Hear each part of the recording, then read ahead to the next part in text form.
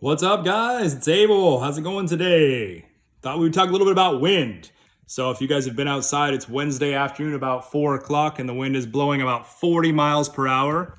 Just going to show you kind of the stats over the day here. So, this is the category for wind.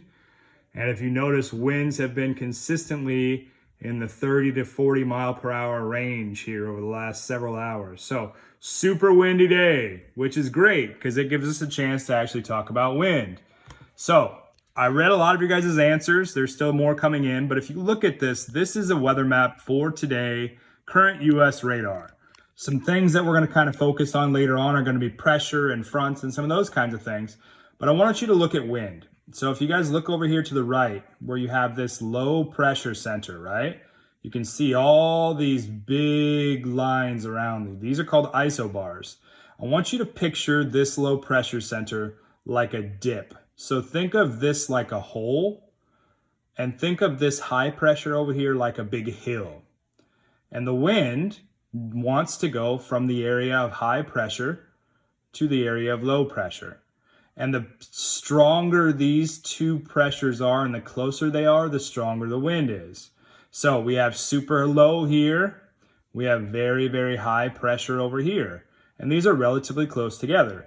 So because of that distance, we have a really, really, really strong wind, and it's been happening over the last 2 days.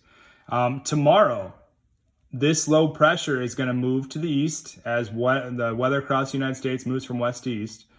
As this low pressure gets pushed out to sea out here in the Atlantic Ocean, this high pressure is going to take over and be right over top of us tomorrow. Now, because we're sitting under a really big dome of this high pressure, there's not much of a difference in pressure. So if you think about a balloon that's barely blown up or not blown up at all. So if you had a regular balloon and it's completely empty, there's no airflow in or out of the balloon because the pressure is the same. That's what's going to be like here tomorrow. Going to be a very small difference. And that's because we're going to be in this sector right here, the area where this high pressure is. It's going to be right on top of us. And so we're going to have a very low difference in pressure. Again, think of it like this is a big hill and this is a big hole. And the wind is flowing from one to the other. It's blowing from one to the other, trying to even themselves out. That's what nature is, and that's what weather is basically the evening out of these two things. So this huge hill and this huge hole is creating this fast moving air. Not only does it create the speed, but it creates the direction as well. When we have the direction, we have it going from high to low, and that's creating that northwest wind that we're having today. That's also ushering the colder temperatures. So if you've been outside today, it's not very nice out, super windy and not very warm, right? Well, this whole process, like I said, is created from the difference in pressure. If these were very similar, if you had, instead of a hill and a hole or a hill and a valley, if you had one straight flat line, there wouldn't be much of a difference between these two. If you put a car on a flat line, it wouldn't move very much, right? But if you had a soapbox derby racer and you put it on top of a big hill, boy, you'd ride that baby down into that hole really fast, right? So that's what's creating wind.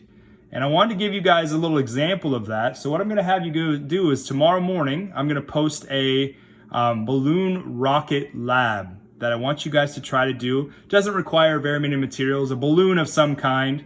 Water balloons work the best, but it can be any kind of balloon. A piece of string, something to measure with, a tape measure or something, a little bit of tape, so nothing big.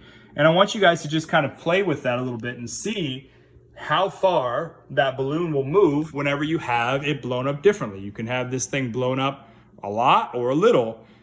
And think of it like this. If you have a balloon that's huge, there's a big amount of air pressure, a ton of pressure inside, very little outside, and that creates a difference in pressure, and that's why the balloon blows so much faster. So we'll continue with wind for the rest of the week here. We'll get into pressure and some of the different other weather factors next week. And the goal of all this in the next couple of weeks is for you guys to start actually predicting weather. And the way we'll do that is we'll start to use the National Weather Service. And if you look at the National Weather Service, it has all the different stuff that we've been talking about. It has the wind, which gives us the direction and the speed. It has the temperature. It has the dew point, which is the humidity. It has all these different things, the pressure, the precipitation, the cloud cover, all of the things that we've talked about. That's what you guys are seeing when you're talking about weather. So we'll continue this weather discussion. Keep answering those questions. Keep posting them to me. Otherwise, we'll see you guys soon. Have a good day. Bye.